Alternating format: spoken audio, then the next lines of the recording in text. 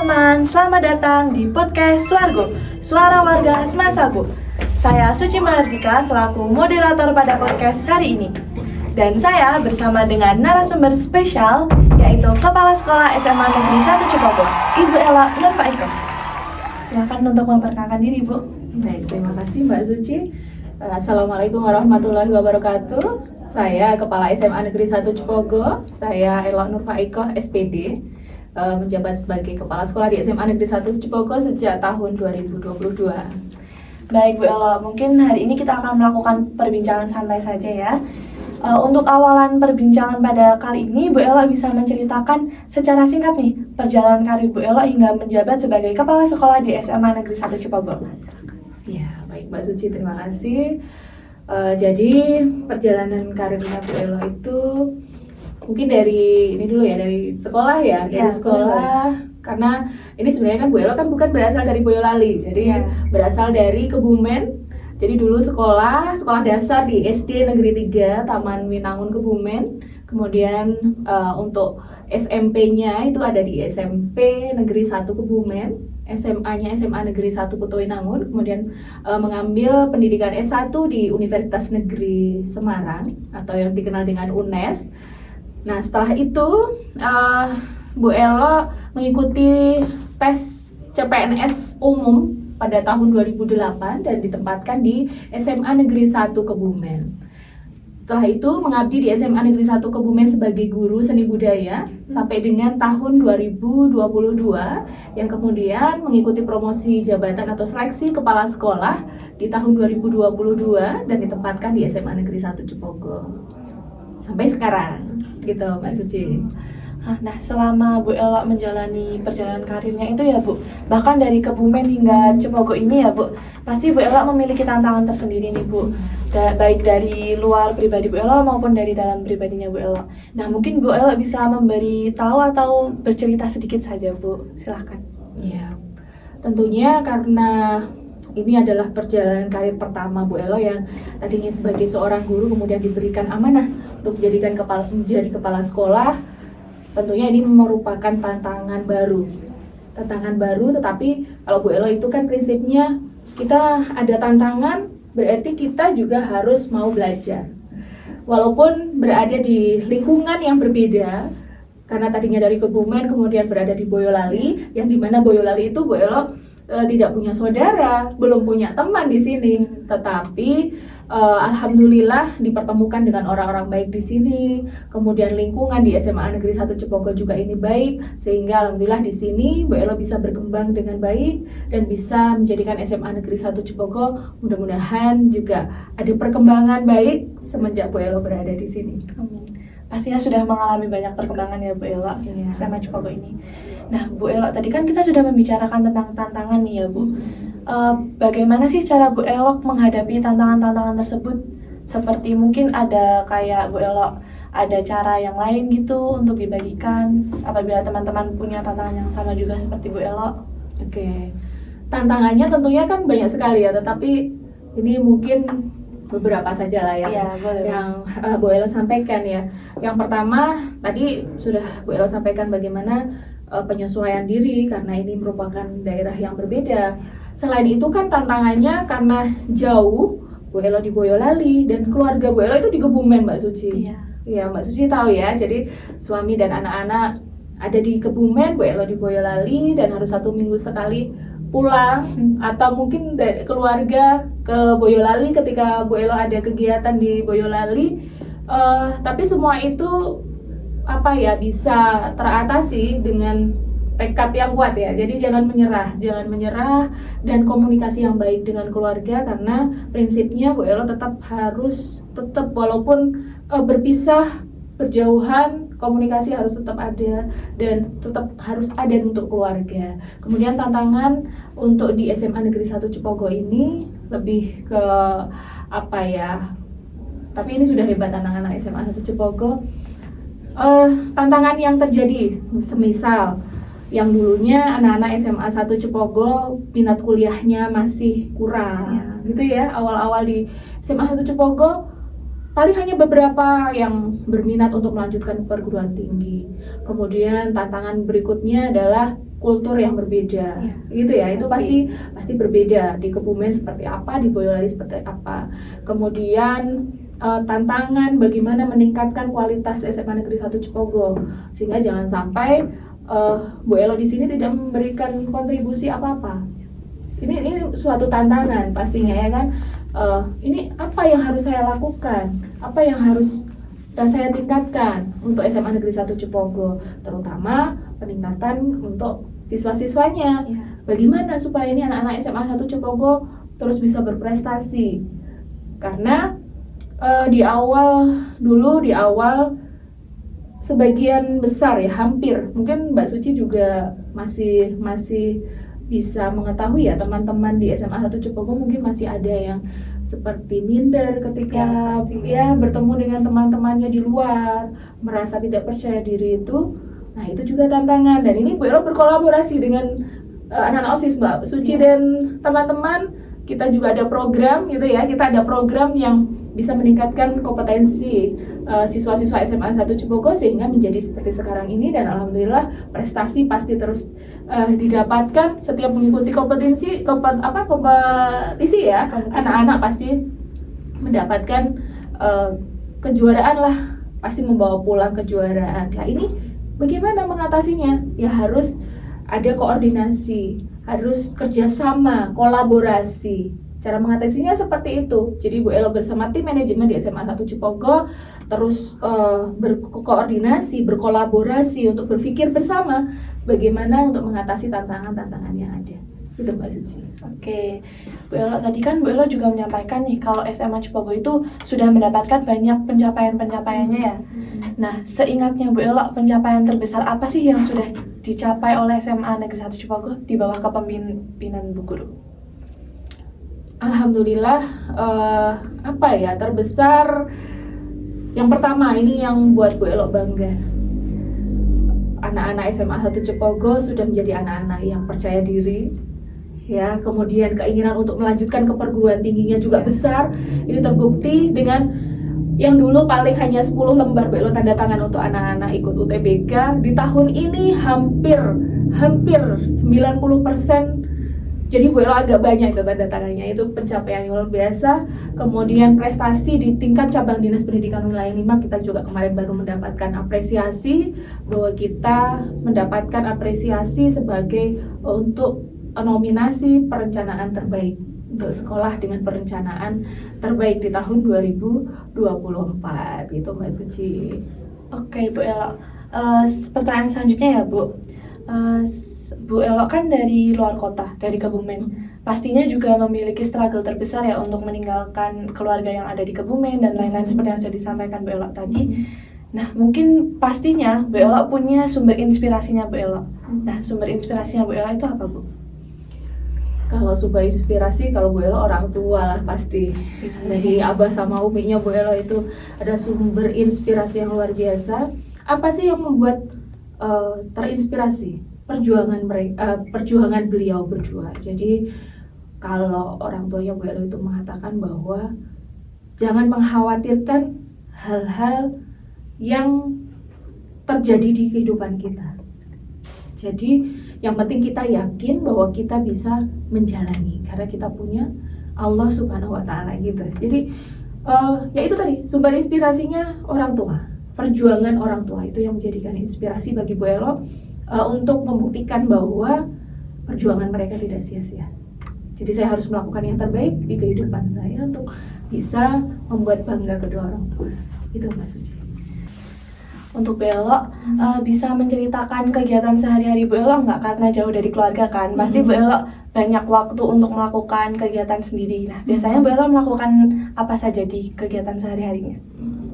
Kalau Bu Elo itu ya, kalau ini mungkin bisa nanti ya untuk diterapkan di Mbak Suci ya, Mbak Suci dan teman-teman yang lain. Jadi Bu Elo itu sudah membiasakan diri dari kecil, nah ini juga sampai sekarang. Dari kecil itu kalau bangun itu pokoknya jam 3 pagi itu harus sudah bangun. Ya, dari jam 3 kita sholat tahajud, dan kita sebagai muslim ya, sebagai muslim sholat tahajud. Setelah tahajud nanti kita baca-baca sambil menunggu subuh. Kita baca buku, baca-baca ilmu pengetahuan apalah yang perlu kita tambah untuk ilmu kita. Nanti setelah sholat subuh, kemudian tadarus bentar gitu ya.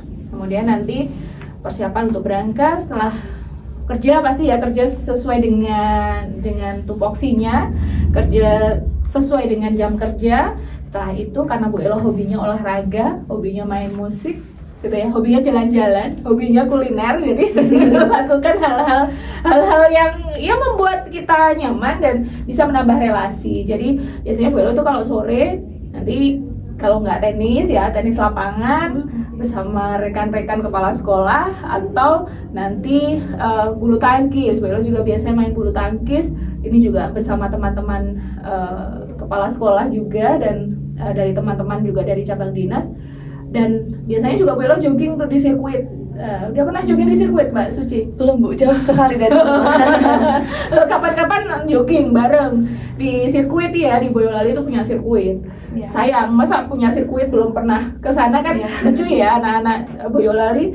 Boyolali itu kalau sore nanti jogging ya di sirkuit. Ya kalau nggak jogging ya jalan-jalan. Nah nanti malam biasanya karena Bu Elo ini juga masih jadi mahasiswa nih ceritanya ya, masih melanjutkan pendidikan. Jadi nanti setelah olahraga, pulang sampai rumah, sampai kos ya, karena Bu Elo ngekos jadi anak kos ini Mbak Suci. Nah, nanti di kos ya belajar gitu ya, belajar, kerjakan tugas-tugas kuliah. Nanti maksimal pokoknya jam 9 harus sudah tidur, harus sudah istirahat. Begitu aktivitasnya. Jadi kalau Bu Elo itu lebih ke apa ya, orangnya tidak bisa diam. Jadi harus banyak aktivitas yang mendukung relasi. Jadi kalau kita punya banyak bakat, punya banyak keterampilan gitu ya Mbak Suci ya. Seriusin ya, serius. Kemudian kita ikut komunitas. Ya gitu ya.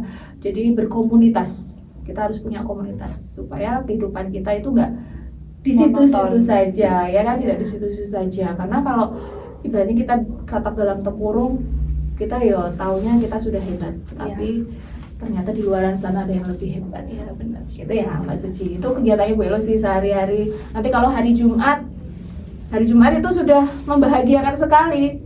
Karena waktunya pulang ke Kebumen gitu ya. Itu nanti Bu Elo biasanya naik kereta karena kalau bawa kendaraan sendiri perjalanannya jauh sampai 5 jam. Nah kalau naik kereta itu cuma 2,5 jam. Ya. Nah nanti sampai Kebumen jam 6, jam 7 malam. Nanti berkumpul dengan keluarga gitu Mbak Suci. Bu Elo tadi bisa main alat musik. Bu Elo pernah nyoba bikin lagu atau apa gitu nggak Bu? Ada banyak karyanya Bu Elo untuk musiknya, tapi jangan diminta untuk nyanyi di sini sekarang ya. Nanti durasinya nggak cukup. Kapan-kapan lagi. Iya Bu Elo punya, karena Bu Elo dulu suka bikin karya teater, juga ada karya-karya teaternya Bu Elo, boleh dilihat di YouTube-nya Bu Elo, boleh dilihat nanti ya. Promosi. Boleh karya-karya teaternya, kemudian karya-karya lagunya boleh dicek gitu ya di YouTube-nya Bu Elo. Nanti untuk karya-karya itu tadi ya. Kemudian ini seperti Mbak Suci juga loh, Bu Elo bisa nari loh. Ya. Kapan-kapan kita kolaborasi ya. Kolaborasi sama Mbak Suci nanti kita pentas. Ini bareng anak Intego nanti diabadikan buat kenang-kenangan Bu Elo nari bareng Mbak Suci gitu ya. Tuh Mbak Suci ini juga bakatnya di tari ini harus dikembangkan terus. Pasti Bu. Ya. Asalkan banyak pendukung dari sekolah maupun dari orang tua, dikembangkan pasti. Iya. Bu Guru, Bu Elo, saran yang mau Bu Elo berikan kepada teman-teman SMA Negeri 1 Cipago yang ingin mengikuti jejak seperti Bu Elo itu seperti apa? Apalagi kan sekarang banyak ya, nanti yang kelas 11 kan bakal kuliah Bu, jauh dari keluarga juga seperti Bu Elo. Nah Bu Elo punya tips and triknya nggak Bu untuk yang jauh dari keluarga? Tips and trik. Kalau mau berkarir apa? Jadi kepala sekolah atau jadi guru? Jadi guru. Oke. Atau kan jauh dari keluarga gitu Bu, hidup jauh dari keluarga. Pokoknya intinya gini ya, tidak harus entah itu mau jadi guru, jadi kepala sekolah, pokoknya berkarir ya, untuk bisa berkarir maksimal gitu ya. Ya intinya serius belajarnya, sekolahnya serius. Mana ada orang yang karirnya bagus cuma tidur-tiduran, scroll media sosial, kan nggak ada ya. Jadi harus serius. Disiplin. Jadi intinya disiplin, harus disiplin. Bu Ella itu sampai sekarang itu masih bikin list kegiatan loh. Walaupun kalau dulu waktu zaman sekolah masih ditulis bangun tidur pukul sekian gitu ya. Kemudian biasanya kalau sama orang tua Bu Ella tuh dikasih bintang tuh kalau sudah dilaksanakan ya, dikasih bintang gitu. Tapi kalau sekarang enggak, maksudnya sudah di sini. Jadi harus sudah ada schedule untuk diri kita sendiri di setiap hari gitu, harus ngapain. Apalagi kalau kita lagi banyak tugas. Iya kan? Harus ada target-target. Iya kan? Misal, oh ini tugas ini, di list tugasnya, yang prioritas tugas mana. Nah, kemudian kayak Mbak Suci ini kan juga ikut organisasi, itu penting. Jadi jangan sampai kalian tidak ikut organisasi. Harus, itu pembentukan karakter kita itu ada di situ ketika kita ikut berorganisasi. Sampai sekarang pun Bu Ella masih ikut organisasi. Bu Ella itu ikut organisasi dari sejak SD loh. Ya, jadi pengurus. Jadi waktu SD itu ya cuma di lingkungan ini aja ya, kan Bu Ella kan di perumahan tinggalnya dari kecil. Jadi di situ ada namanya remaja masjid. Nah, jadi dari SD itu sudah jadi pengurus remaja masjid. Jadi waktu itu Bu Ella jadi sekretaris. Dari SD sudah belajar berorganisasi. Dan karena suka sampai sekarang pun masih berorganisasi. Kemudian nanti kuliah juga itu terutama ya. Nanti Mbak Suci kalau sudah di perguruan tinggi jangan cuma kampus kos-kosan atau kampus kos-kosan kafe, enggak ya, jangan ya. Bolehlah di kafe tapi bersama teman-teman organisasi membahas kegiatan apa yang mau kita jalankan untuk universitas kita, untuk fakultas kita, untuk jurusan kita gitu ya. Jadi kan organisasi banyak tuh di mana di kampus ada hima, ya kan, ada BEM. Kemudian untuk kalau di SMA kan namanya ekstrakurikuler ya. Kalau di universitas ikuti juga UKM itu. Apa UKM bukan apa usaha kecil, bukan usaha kecil menengah ya, bukan ya. UKM itu unit apa kegiatan mahasiswa gitu ya, kegiatan mahasiswa diikuti lintas fakultas kalau perlu, ikut yang lintas fakultas, jadi kenal dengan teman-teman fakultas lain, otomatis nanti relasinya tambah banyak, pengalamannya tambah banyak. Kan sayang sekali kuliah S1 4 tahun nggak ngapa-ngapain. Taunya cuma kampus kos, ngabisin uang orang tua gitu ya. Terus cari beasiswa. Nah, di universitas tuh banyak sekali beasiswa yang bisa diambil. Dulu ini Bu Ella ini bukan pamer ya, tapi untuk memotivasi kalian. Dulu Bu Ella itu kuliah itu mendapatkan beasiswa dari Bank Indonesia. Itu satu fakultas hanya diambil 6 orang. Jadi saat itu seleksinya ketat karena satu fakultas yang daftar ribuan diterima hanya 6. Tapi bergengsi karena itu dari Bank Indonesia. Dan itu bisa sih lumayan kan, bisa menambah-nambah. Kayak Bu Ella kan kuliah dulu, Bu Ella itu kan jurusannya seni. Jadi untuk membeli alat-alat peralatan untuk mendukung perkuliahan itu kan biayanya juga tidak sedikit. Dari uang beasiswa itu alhamdulillah tidak merepotkan orang tua support untuk yang memang wajib dibiayai orang tua, tapi untuk bisa beli alat musik, kemudian untuk mengerjakan tugas dan lain sebagainya kita bisa dari uang beasiswa gitu Mbak Suci. Jadi terus tadi apa yang jauh dari orang tua nanti kalau kuliah ya jauh dari orang tua. Ya sebenarnya kalau kita sudah terbiasa berorganisasi, kita itu nggak akan bolak-balik pengen pulang ke rumah, kan? Benar. Intinya apa ya? Aktivitas. Jadi kita harus punya banyak aktivitas. Tapi jangan sampai aktivitas itu membuat kita lupa untuk pulang. Sampai ditelepon orang tua, ayo pulang, kamu mau pulang kapan gitu ya? Jangan ya. Tapi ada batasnya. Gitu ya Mbak Suci. Komunikasi sekarang teknologi kan sudah canggih, bisa video call, bisa telepon gitu ya. Itu sih tips dari Bu Ella. Oke Bu Elo, mungkin podcast dengan Bu Elo kali ini sudah berakhir. Oke. Terima kasih banyak kepada Bu Elo sudah menyempatkan waktunya untuk bisa mengisi podcast Swargo. Ya, nama podcastnya itu Swargo, Oh iya, Bu. Swargo. Suara Warga Semansago, seperti Ya, itu. terima kasih kembali Mbak Suci, dan mudah-mudahan dari podcast kita ini bisa menginspirasi ya, mudah-mudahan ya. Bu Ella, mungkin sebagai memberikan afirmasi positif ya untuk siswa-siswa SMA Negeri 1 Cipogo, saya persilahkan Bu Ella untuk memberikan satu patah atau dua patah kata sebagai afirmasi positif untuk teman-teman SMA Negeri 1 Cipogo agar semakin mau meningkatkan potensi dirinya, seperti itu. Oke.